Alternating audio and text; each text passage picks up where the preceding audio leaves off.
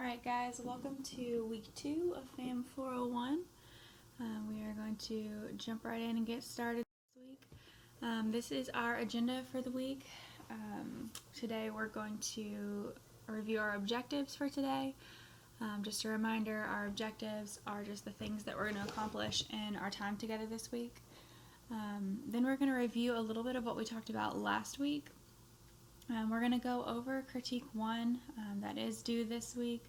We're not going to go over it as in-depth as we did last week. It's just going to be a quick review because we did go over all the details last week. So if you have a question still after watching the PowerPoint this week, I would encourage you to go back and review last week's PowerPoint as well. We're also going to discuss risk and protective factors. We're going to discuss resiliency, dialogue, education, and facilitation. Then we are going to review the peer review guidelines. Those are for your discussion posts. And then we are going to talk about your homework, which involves contacting your agencies that you listed last week in your discussion post.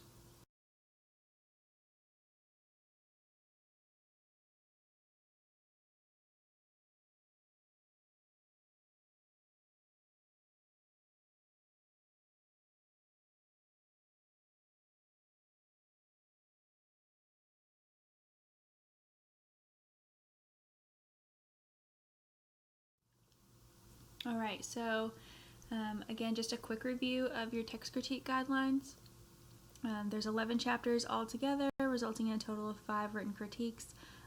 This week you are focusing on critique 1, which covers chapters 1 and 2. It does need to be a full page, and each critique is worth 10 points for a total of 50 points. Do be sure that in your critique you identify the critique number. So for this week you're going to make sure you tell me that you are working on critique 1, and you are going to make sure that your name is on your critique as well. You should have 3 different sections. They should be about 5 to 6 sentences or 1 substantial paragraph each. Your first section is going to be your introduction. That's where you're going to describe the main thought of each chapter. So you're summarizing each chapter. For this week it's going to be chapters 1 and 2. You're summarizing those chapters for me. Again, those chapters are pretty long, and I'm just asking for 1 paragraph for both chapters. So make sure you're pulling out the most important pieces of that for me. Just a reminder, you do not have to have a references page or in-text citations. I'm well aware of where you're getting all of your material for these critiques, so there's no need to cite it for me. For the new learning section, you're going to describe your new learning or perspective gained from each chapter. This section should be in first person. You should say things like, I learned this from these chapters, or something new to me from these chapters was, or after reading these chapters, I now think about dialogue education differently. Here's what I used to think, here's what I think now.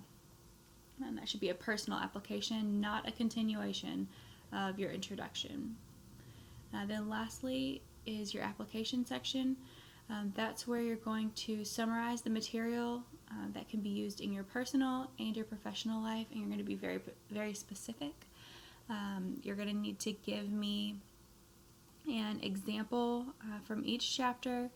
I don't care if your personal application comes from chapter 1 and your professional application comes from chapter 2. Either way is fine, as long as you have 1 personal application and 1 professional application that does cover the span of those 2 chapters. And again, be specific. Don't just tell me that you're going to use this in your future career. Tell me how you're going to use it and how you see it being applied. Alright, so within those 3 sections, you should have your headings. So your heading should represent those sections. You should have a heading that says introduction, a heading that says new learning, and a heading that says application. And then your text for each of those sections will fall under those headings. It does need to be Times New Roman, 12-point font, 1-inch margins, double spaced. It needs to be 1 full page, and the rubric is provided for you on Blackboard. Another reminder, there should not be any quotations used in this paper. It's only 1 page. Anytime you're writing a paper that is 1 page or less, you should not have direct quotations. All that material should come directly from you, paraphrasing the material that you're reading, and then coming up with your own new material to discuss as well. A reminder about Turnitin.com. All of your assignments are being submitted through Turnitin. You're welcome to submit those before the due date if you'd like to see the feedback that Turnitin is going to give you, and then you can edit your paper or make adjustments accordingly, and then re-upload it as many times as you want before the due date. The last paper that is uploaded before the due date is the one that's going to be graded. Alright, so just to review, last week we talked about what family life education is, and we looked at this kind of lengthy definition, but basically in review, family life education wants to accomplish a couple of things: broadening knowledge and enhancing skills for the people that we work with. So we want them to have more knowledge about what we're teaching them, and we want them to have more enhanced or more broadened skills as well, so that they can actually apply what we're teaching them. And the goal of all of that is to help them more effectively cope with and enjoy the phases of life as they move throughout the lifespan and encounter the different challenges that come along with the different phases of life. There are purposes of family life education. We discussed the main four, being helping develop stability within families, building strengths in families, developing potential of individuals in their current and future family roles, as well as strengthening and enriching individual and family well-being. So this week we're going to talk about risk and protective factors. And risk factors are anything that puts someone at risk, hence the risk factors, for not developing or progressing through the phases of life as successfully as they could. And protective factors are things that actually help people be successful and help them progress through the phases of life fairly successfully. And so as family life educators, our goals are to increase protective factors, those things that help people progress through life successfully, and reduce the risk factors, those things that hinder people from progressing through life successfully. And every risk factor or every protective factor is going to have a different impact depending on a person's age, gender, ethnicity, culture, and environment. So an example of that is having a two-parent household where both parents are highly invested in the education of a child would be a protective factor for a kid. Now, when that kid is 5, 6, 7, even all the way up to 12, 13, 16, having that protective factor of two parents who are invested in their education, living in the household at the same time, that's going to have a great impact on that child. However, when that child is 30, they're no longer in school, they still had that protective factor. They still had, when they were younger, two parents that lived in their household and were invested in their education.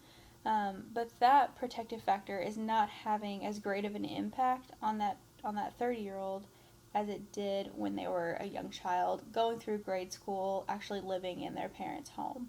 So that's just one example of how different risk factors and protective factors can impact people differently depending on where they're at in life. Each group that you encounter, so you're all going to be at different agencies, they're going to have their own set of risk and protective factors. So the people that you're working with at your agencies are going to have their own risk and protective factors, and then the populations that your agency serves are going to have their own risk and protective factors. So an example of that is if one of you is at an agency working with foster children, children who are not in the home with their birth parents, and then one of you is working at an agency such as the YMCA, where they're going there after school for education, support, entertainment, to hang out with their friends, to have a safe place to be while their parents are at work. And then their parents are paying quite a bit of money to have them be able to go to the YMCA while they're still at work after school. The risk and protective factors that those two groups of children are going to encounter are going to be very different. So the children in foster care are going to have very different risk and protective factors than the children at the YMCA after school program. And then just a note on risk and protective factors is that early intervention often has a greater impact than later intervention. So if we are able to intervene and increase those protective factors and decrease those risk factors early on in someone's life, we're more likely going to have a greater impact than if we're able to do that later on in their life. So some general risk factors. This is not an all-encompassing list by any means. These are just risk factors that we tend to see more often in the populations that we serve in the field of family science. There are things like poverty, loss of employment, illiteracy, lack of parental supervision, availability of drugs and alcohol, a chaotic home environment, family conflict or abuse, poor coping skills, mental illness, and that's just to name a few. The list of risk factors is not a definite set list. I'm sure you can think of a lot more risk factors that people might encounter. And everybody has risk and protective factors. So as we're sitting here learning about these in the classroom setting, it's not like we don't have some of these risk factors or other risk factors. And it's not like we don't have protective factors. We are the people that we're talking about here. We have risk and protective factors as well. And so we're learning a little bit about ourselves as we go through this too. So some general protective factors. Again, not an all-inclusive list, but things that tend to be helpful in moving people through the different phases of life successfully. And that would be a strong bond between children and parents and parental involvement in the child's life. Clear limits and consistent enforcement of discipline. So whatever method of discipline the parents subscribe to or the caregivers subscribe to, as long as they are clear and consistent in setting their boundaries for that child, the child knows what to expect. They can know what they can get away with, what they can't get away with, and their quality of life is going to be a lot greater because they're not living in constant wonder of what's going to be okay, what's not, what should I be doing, what shouldn't I be doing. Those limits are clear and consistent. Then we've got a strong neighborhood attachment. Having a strong attachment to your community is always going to be a protective factor. So whether that's just the 3 or 4 houses or apartments around a family, those families see each other pretty consistently and they're involved in each other's lives. They help out with taking care of each other's children. They're those neighbors that you can borrow an egg from in the middle of a recipe. They're neighbors that you actually see and do things with on the weekends or during the week. That can be qualified as a strong neighborhood attachment. It can also be just a neighborhood with a community center that's pretty active, and so maybe all the neighbors don't go there, but that particular family or individual is involved in that community center, and they have a strong sense of community because of that. Encouraging supportive relationships with caring adults beyond the immediate family is always, always, always a protective factor if a child has multiple adults pouring into them, guiding them, offering assistance and education throughout their life. So if they've got a teacher that's invested in them, they've got a coach that's invested in them alongside of their parents and immediate family, that's going to make a huge difference for that child. And then education being valued and encouraged within a family is also a huge protective factor. And just a note on protective factors, when we talk about children having a strong bond between their parents and their parents being involved in their lives, we know that that's not always the case. And while that is ideal and that is a protective factor, research has shown that for children to have one invested adult in their life who's pouring into them, who cares about them, and is kind of walking through life with them, as long as they've got one invested adult, their odds of progressing successfully through childhood and becoming successful adults is increased exponentially just by having that one person invested in their lives. So just because a child may not have a two-parent household, or they may not have a strong bond between their parents, if they've got one other person, one other adult who's invested in their life, kind of helping them out as they move through life, they're still probably going to be okay. They're going to be successful. So not having those parents is not a damning statement by any means. Moving on to discuss resiliency. So if we've got risk factors and we've got protective factors, we're hoping those are going to balance out to where the risk factors are outweighed by the protective factors so that someone can successfully cope with and enjoy the phases of life. However, sometimes that doesn't happen. Sometimes somebody has way more risk factors than they do protective factors. And when that happens and they still move successfully through life, we're going to call them resilient. They have the quality of resiliency, which is the process of successfully adapting to difficult or challenging experiences. And when we think about this concept of resiliency, we can all think of times when we ourselves faced challenging situations and we had to be resilient. We can also think of other people who, whether in the news or family members or friends, have faced challenging situations and they had to be resilient. So do take a couple of seconds to think about, what makes you resilient in those situations when you're facing challenging life situations but you have to move on, and what makes someone else resilient when they're in that same situation. When we look at some examples of resiliency and how that might play out, there's a series of statements that are going to be on this slide. In order to be resilient, someone doesn't have to be able to identify with all of these statements. Being able to identify with one or two or more would definitely make you a resilient person. So if we look through these, in a crisis or chaotic situation, I can calm myself and focus on taking useful actions. I'm usually optimistic. I see difficulties as temporary and expect to overcome them. I can tolerate high levels of uncertainty about situations. I adapt quickly to new environments. I'm good at bouncing back from difficulties. I'm playful. I find the humor in rough situations. I can laugh at myself. I'm able to recover emotionally from losses and setbacks. I have friends I can talk with. I can express my feelings to others and ask for help. Feelings of anger, loss, and discouragement don't last long. I feel self-confident, appreciate myself, and have a healthy concept of who I am. Alright, so we are going to switch gears completely right now and shift into talking about dialogue education.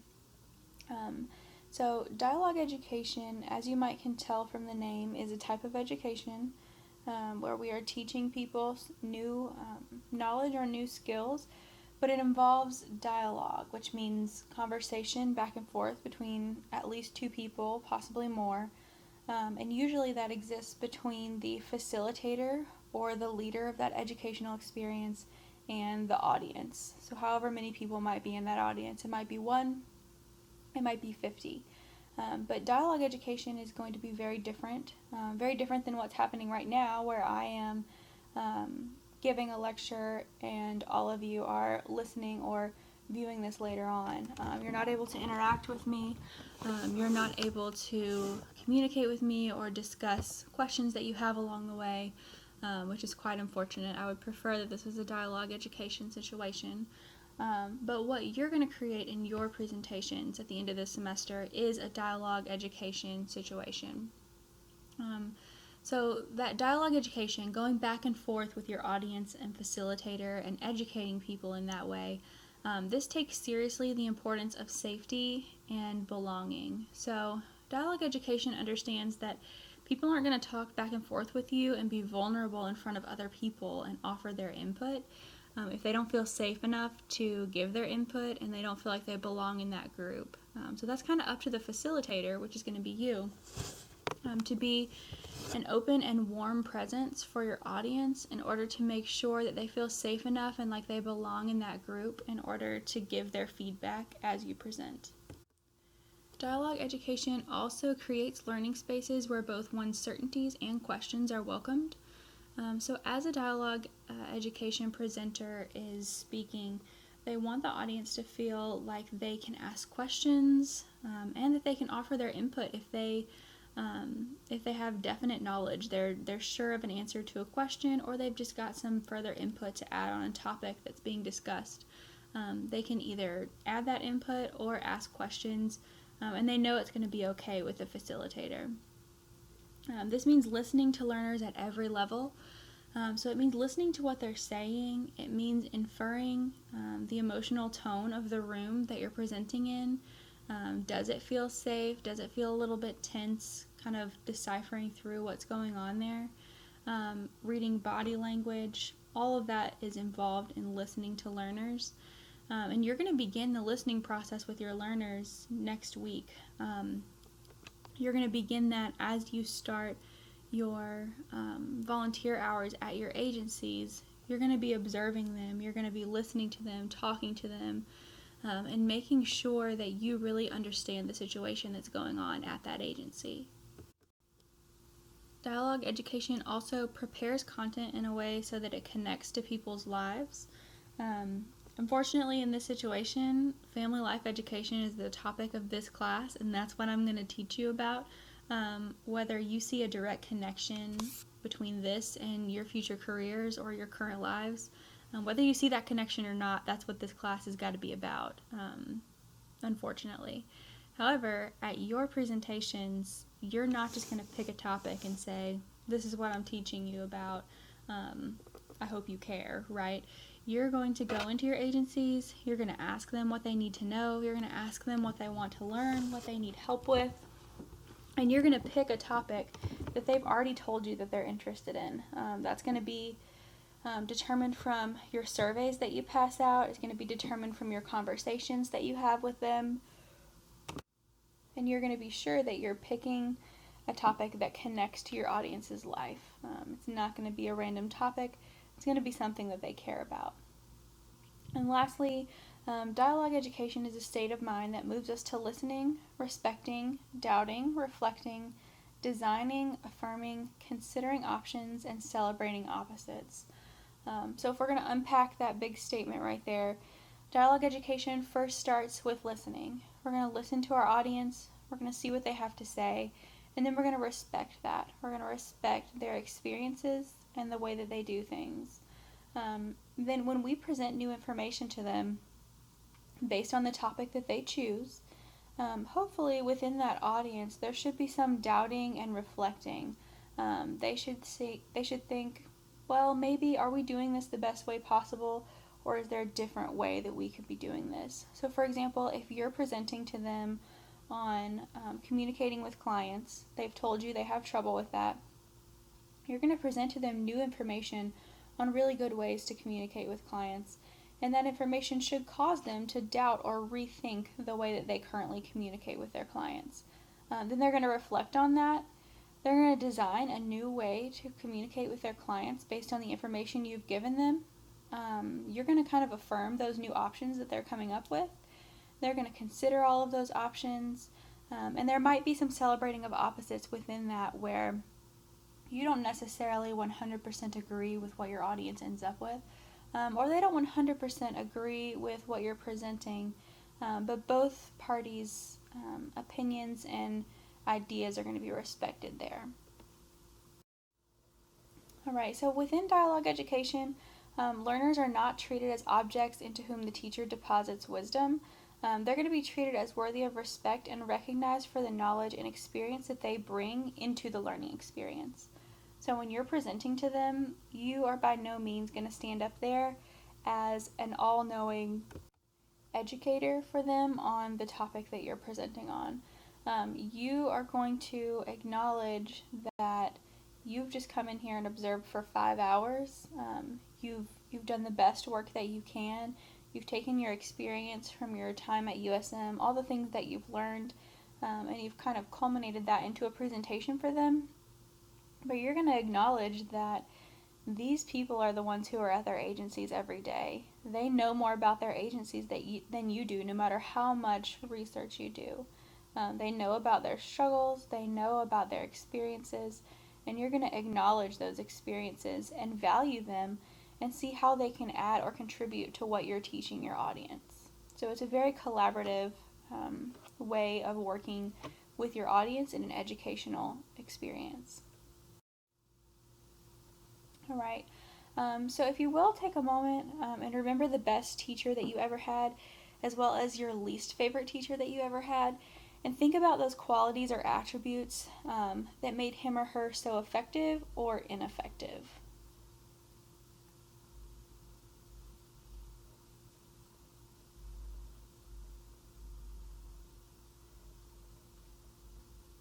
So as you're reflecting on that, some common things that we hear from people about the best teacher they ever had is that they listened to me, they cared about me, they were really organized, they knew what they were doing.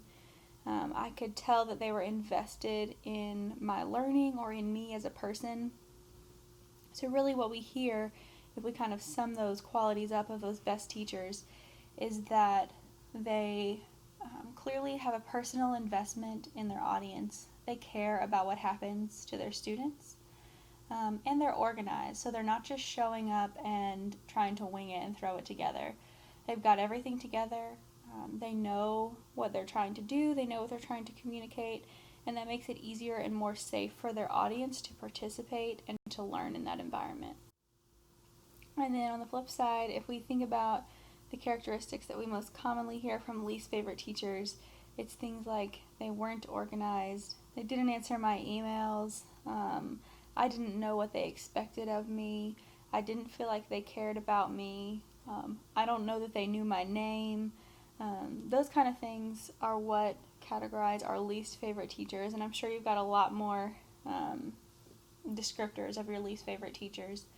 But our goal as family life educators is to embody more of those characteristics of the best teachers than the least favorite teachers, obviously. So keep those in mind as you go forward, and remember that some of the most influential factors in this process are going to be your ability to relate to your audience and make them feel comfortable with you.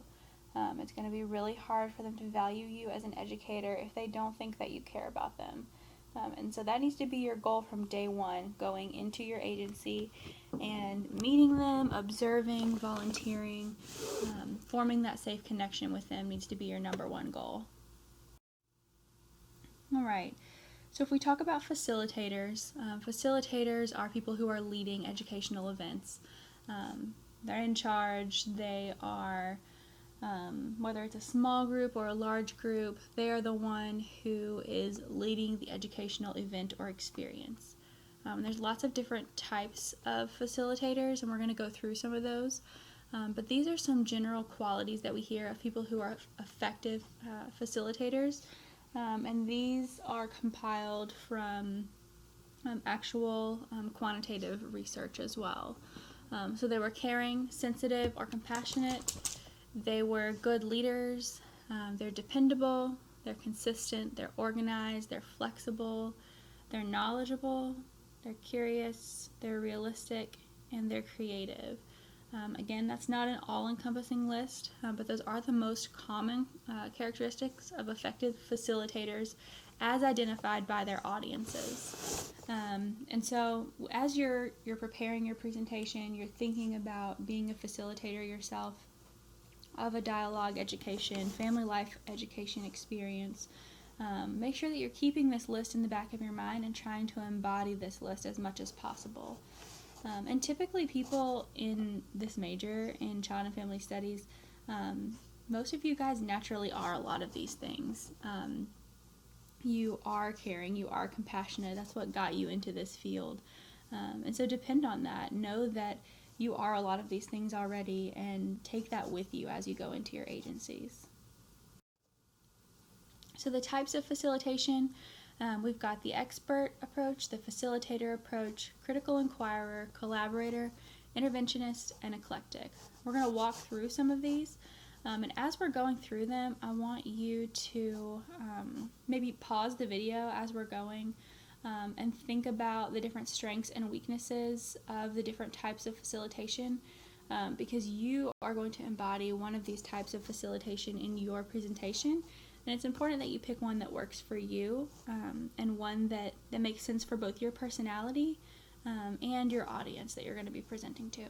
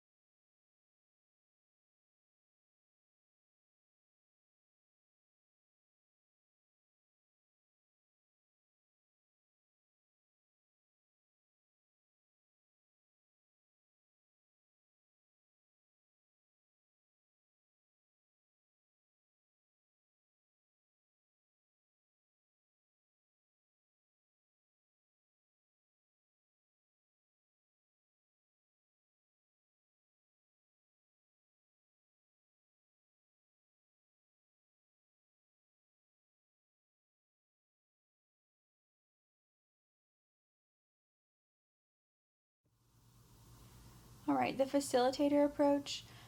This is where the facilitator decides how the program is going to proceed, but the learner decides what's important to them and sets the learning agenda. The facilitator often possesses specialized knowledge, but doesn't share that information except as a co-equal as it fits into the flow of the group. So in this situation, the facilitator is definitely not going to be viewing themselves as an expert of any sort. They do have specialized knowledge on what they're talking about, but they're really going to value the input of their audience. They're going to kind of go back and forth with their audience and the facilitator, just discussing different things, and it's important that the audience decides what's important to them and they pick what they're going to be talking about during that learning experience.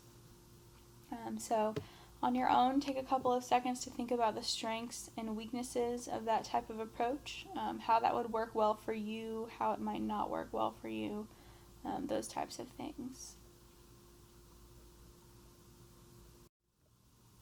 If we move on to the critical inquirer approach, this is where the facilitator is going to pose questions to help participants think critically about an issue that is presented. And this acknowledges that the participants have a responsibility to meaningfully contribute to society. They're not going to be able to just show up and listen. They've got to be contributing to the conversation that's happening. And family life education helps participants evaluate proposed or existing policy designed to strengthen families. So this could happen at, let's say this is happening at a town hall meeting, or some type of chamber of commerce meeting. You've got the family life educator telling the group that they're working with, the audience, the proposed or existing policy designed to strengthen families. They're just going to lay it out there. They're just going to say, this is what this policy is, this is how it works, this is how long it's been around, or it's brand new, something like that. Then they're going to let the rest of the people involved in that learning experience discuss the policy on their own. They're going to say, do we agree with this policy? Do we want to challenge this policy? What's good about this policy? What's bad? The facilitator really just kind of poses something and then lets the audience work it out between themselves of how they feel about that specific issue that was posed. The collaborator approach. This is where the educator brings research-based principles to the table and the participant brings their specialized knowledge and experience to the learning table. So you've got a facilitator and an audience, and the facilitator is bringing specific knowledge, they're bringing research, they're bringing things that they've looked up and compiled for their audience, but then the audience is also bringing a specialized knowledge or experience on that same topic. And both of those are going to be valued in that educational experience. Both the research as well as the audience's personal knowledge and experience, they're going to be equally valued in that educational endeavor. And so the collaborator is going to bring a prepared agenda and a curriculum, but these materials are fitted around the needs of the participant. So the collaborator says, hey, this is what we're going to talk about today, and I kind of have a plan for how we're going to do that. But you've kind of told me this is what you need, this is what you want to talk about, and so that's why we're going to go this route today. And this approach is going to fall somewhere between the expert and the facilitator. The expert, like we said, is pretty hard, rigid, where they're just talking to the audience doesn't have any input. And the facilitator approach is where they're more just posing a topic and letting the audience kind of talk back and forth about it. This is going to be a little bit in the middle. The collaborator approach is going to provide a little bit of structure, but it's also going to value the knowledge, needs, and input of the audience on that specific topic. So again, continue thinking about which approach you think will work best for you. Alright, so they're going to use learning objectives, and they are going to model the desired behavior for their audience. So an example would be a therapist working with couples teaching 5 steps to handling conflict. This involves practicing skills, learning new skills, and it also involves the therapist modeling the desired behavior from the clients. This could also take place in working with individuals with addiction, practicing behavioral modification to curb triggers for drug use. So if the facilitator was working with the addictions population, they're going to help them practice specific behavioral modification techniques in order to reduce their likelihood of falling back into drug usage. Within this type of approach, the learners adopt new ways of behaving that's going to be consistent with their renewed perspective. So the people coming into this type of approach, the audience, they typically have already said, I want things to be different in this area, or this is how I want things to be different. And the facilitator with the interventionist approach is going to help them learn new ways of behaving within that new perspective that the audience is desiring for themselves. All right, and then lastly, the eclectic approach. This approach uses elements of all of the approaches depending on the situation. So it'll kind of pick which pieces from which perspectives they like the most, depending on what situation they're in, and they'll use them as they see fit. So an example would be an expert approach might be used when talking about a controversial topic that needs more of an expert voice to set the record straight with empirical data or research. So an example of a topic that might fall under that is any of the hot topics in our culture today. Gay rights or abortion tend to be pretty two hot button topics. If you were going to lead a discussion about those or an educational experience about one of those events, you more than likely would not want your audience giving you much feedback during that educational experience, because it will likely end in differing opinions involving arguments possibly between people in your audience, between you and your audience. There's such controversial issues that you're going to want to just deliver information from an expert approach standpoint to limit the volatility of that situation. Another example, an interventionist approach may be best when you're working with oppressed or marginalized families who need to realize they have a voice.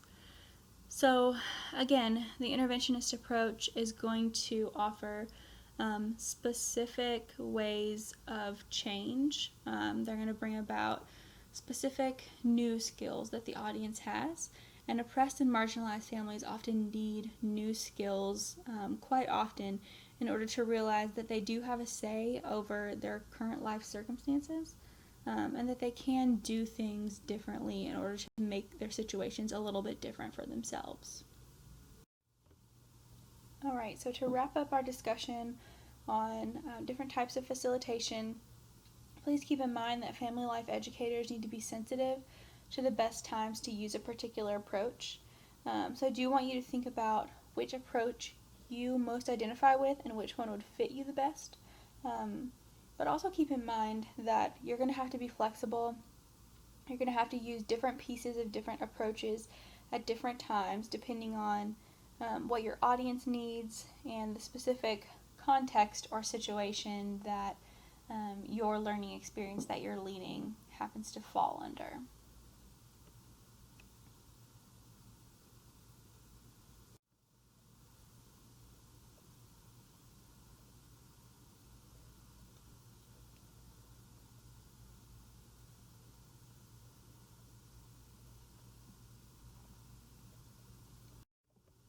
All right, so feel free to pause and take some time to think about that a little bit longer if you need, but we are going to move on to discussing your week 2 homework.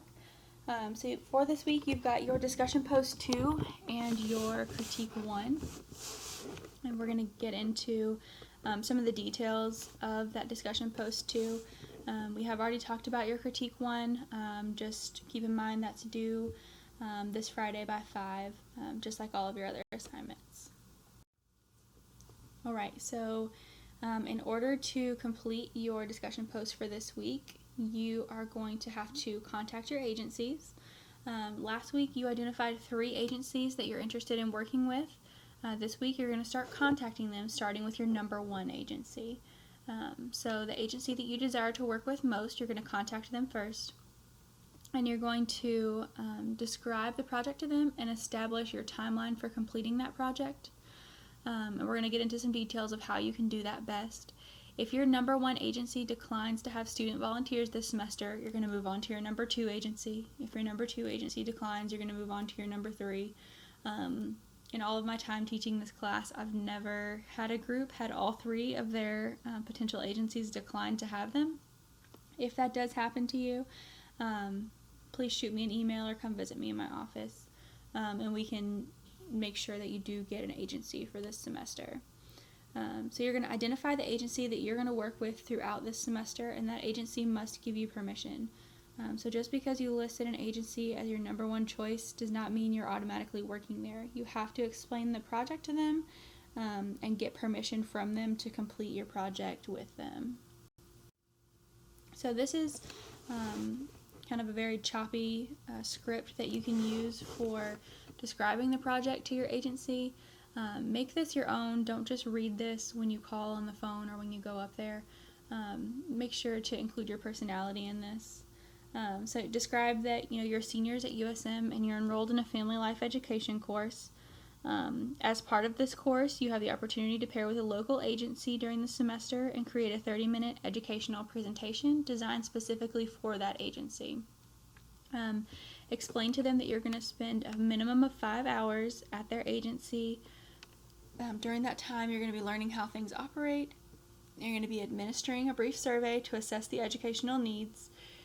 And you're going to want to tell them the approximate dates of all of this. So let them know that you have to complete your first 3 hours by October 3rd. You have to complete all 5 of your hours by October 31st.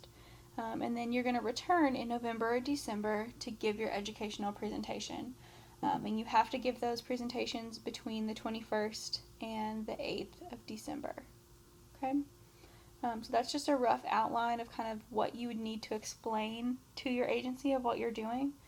Like I mentioned last week, I am going to be following up with all of your agencies and calling your point of contact at that agency just to ensure that they don't have any additional questions or concerns about the project. So if you're worried about getting all of the information out there to them, making sure that you tell them everything, probably don't do that. Just give them the bare bones of what they need to know in order to give you permission to do your project with them. If they have a ton of specific questions, do your best to answer them, but also assure them that I will be following up with them in the next couple of weeks to make sure that everybody's on the same page. Alright, so when you're completing your service learning, you want to talk to as many people as possible in as many different positions as possible. So you want to understand how the agency works and operates from everybody's perspective. So you want to talk to the staff, you want to talk to the directors, you want to talk to the participants at the agency, whoever you can talk to. Make sure you're having conversations with them to get their perspective of what that agency does and the strengths and weaknesses of that agency.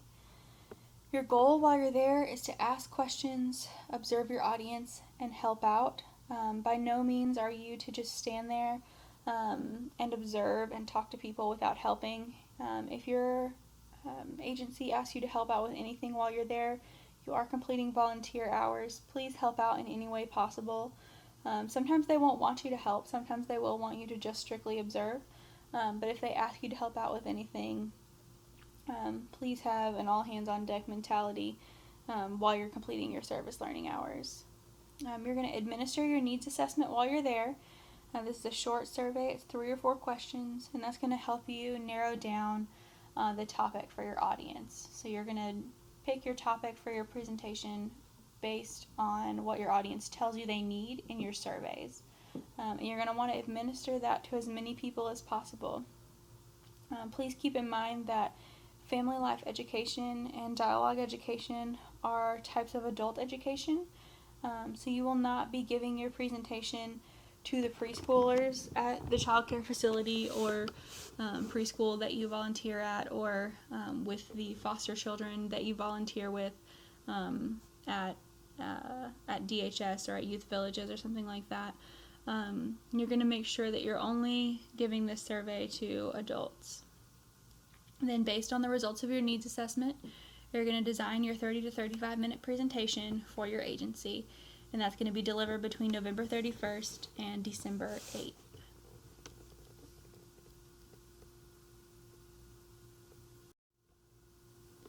Alright, so how does this specifically apply to discussion post number 2?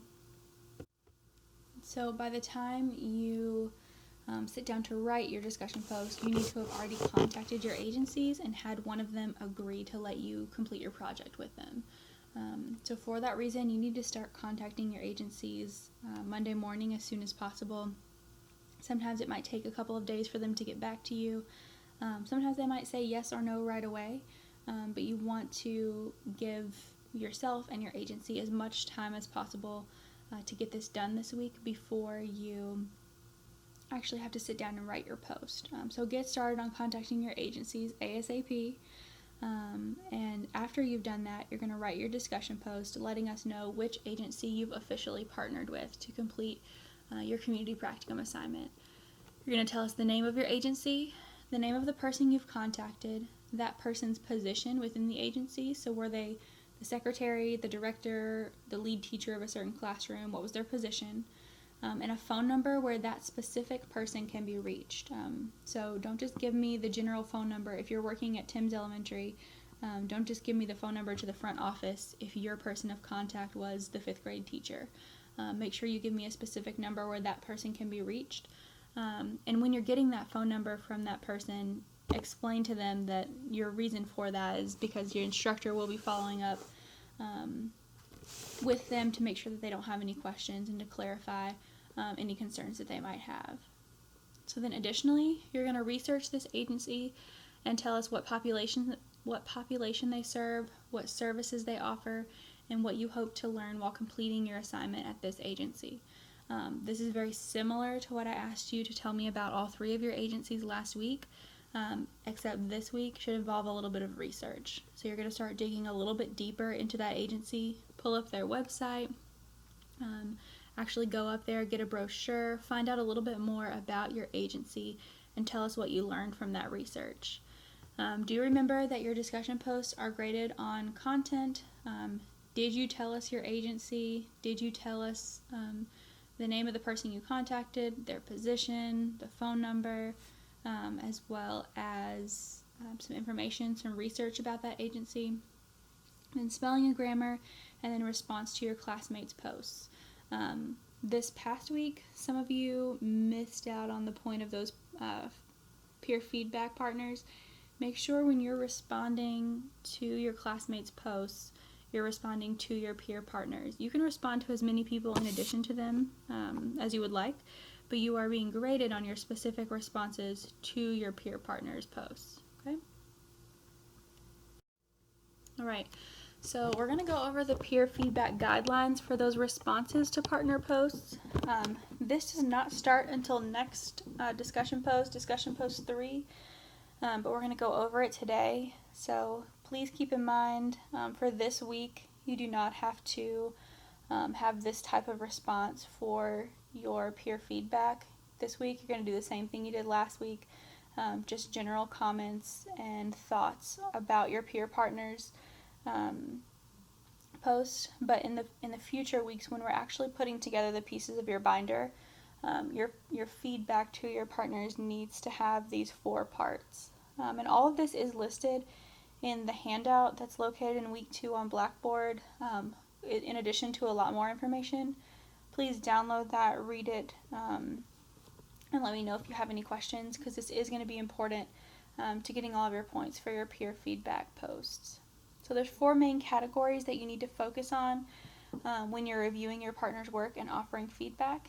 And each of your responses, so each week to each partner, needs to have these 4 categories. So when you're typing your response to your partner, I should see these 4 headings. And we're going to go through what they are one by one. So the first one that I should see is comprehensiveness. So does this post cover all of the required parts? Each post is going to be very specific on what should be included. If this post does cover every single aspect that's supposed to be covered, then give your partner feedback on one positive thing about their post. So for your LNRA, for example, that's going to be a discussion post that's coming up pretty soon. LNRA stands for Learning Needs and Resources Assessment. That's that survey that you're handing out to your audience.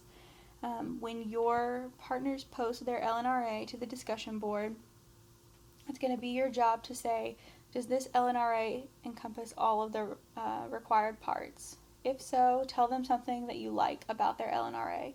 If not, you're going to tell them the parts of their LNRA that are missing. Second category is organization. Is it easy to follow? When you're looking over their work, do you understand what's happening, what they're saying? As you read through their survey, if their survey was given to you, would you be able to follow it? If so, again, you're going to offer one positive aspect about their post. If not, you're going to explain what parts are confusing and what changes might make it more clear. Next category is coherence. So coherence, and what we're talking about there is, does it make sense? As you're reading through it, can you follow what they're trying to convey? And does it follow the guidelines for this specific portion of their program design? Again, if it does, you're going to tell them one positive aspect about their post. If not, you're going to explain which parts don't make sense, and you're going to tell them what changes could be made to make the post easier to follow. Spelling and grammar. Is it grammatically correct? Is it completely free of spelling and grammar errors? There should be very few yeses on this. Most people are going to have some type of small spelling or grammar error on their posts, so you should be pointing those out, listing specific spelling grammar errors that you see in their post. If for some reason their post is perfect, again, you're going to offer at least one positive aspect of their post. Some overall guidelines. Once you're finished your peer review for each week on your partners, each of the 4 categories above should be listed, and you should have a minimum of 4 statements of feedback, 1 for each category, whether positive or an area of improvement being offered. So no matter if you think their paper is perfect, you should still have 4 statements of feedback within those 4 categories offering something positive for each of those areas. Remember that the more honest you are with your feedback, the better your final projects are going to be by the end of the semester. You are giving them feedback on this portion of their final binder, and you're going to want that feedback for yourself as well to make sure that you're on the right track for your final project. Please keep in mind that your final project is worth a lot of points. You've got all these discussion posts and your final project encompassing a lot of the same work, and so it's going to be really important for you to get all of your points on all of those pieces. And you're going to be better able to do that if you're giving each other honest feedback throughout the semester. I'm also going to comment on your posts, giving you feedback about what looks good, what needs improvement, those types of things. It's your responsibility each week throughout the semester to incorporate the feedback that you receive from both me and your classmates into your discussion post. So by no means do you have to go back through and incorporate the changes and then re-upload your discussion post. The discussion post, once you post it, is done. But you're going to want to take that feedback and use it to edit your pieces of your binder as you go each week. That's going to eliminate the amount of stress that you face at the end of the semester and increase the likelihood that you have a high final grade on your program design at the end of the semester. A main reason for that is that if you wait to incorporate all of your feedback until the end, 1, you're going to have a ton of work to do at the end. You're going to be very overwhelmed. And 2, your mind is not going to be fresh on that specific part of your binder, and you might not exactly remember what that piece is supposed to encompass, and you might not know what your classmates or my feedback is referring to. So while it's fresh on your mind, while you've just learned about that part of your binder, go ahead and make those edits. I would encourage each of you to go ahead and start a big giant Word document. It's going to be small at first, but start a Word document titled FLE Program Design Project, and as you go each week, paste your weekly discussion posts in there. Those are going to be the pieces of your binder. And as you get feedback from both me and your classmates, go into that document, make those changes, and then that piece is already ready to go for the end of the semester. You don't have to worry about making any more edits as you get to the end of the semester for that piece. That's just going to make your life a whole lot easier as you go. Alright, so some overall reminders for this week. Your critique 1 is due this week, covering chapters 1 and 2. Your discussion post 2 is due. You have to contact your agencies in order to do your discussion post 2, and you need to start that ASAP. If you're having trouble with that, let me know. Do not let me know that you're having trouble with that Friday afternoon at 4:30. If you attempt to start this assignment 30 minutes before it's due, that's not going to end very well for you, and I can't promise that I'll be available Friday afternoon at 4:30. If you need my assistance, make sure that you're giving us time to communicate back and forth. And in this peer feedback process that we discussed this week, that does not start with this week's discussion post. This week you're just giving general feedback, and that's going to begin with discussion post 3, where you're giving that 4-part peer feedback response to your feedback partners. If y'all have any questions or if any issues come up this week, please let me know. Shoot me an email. Look forward to hearing from some of y'all this week.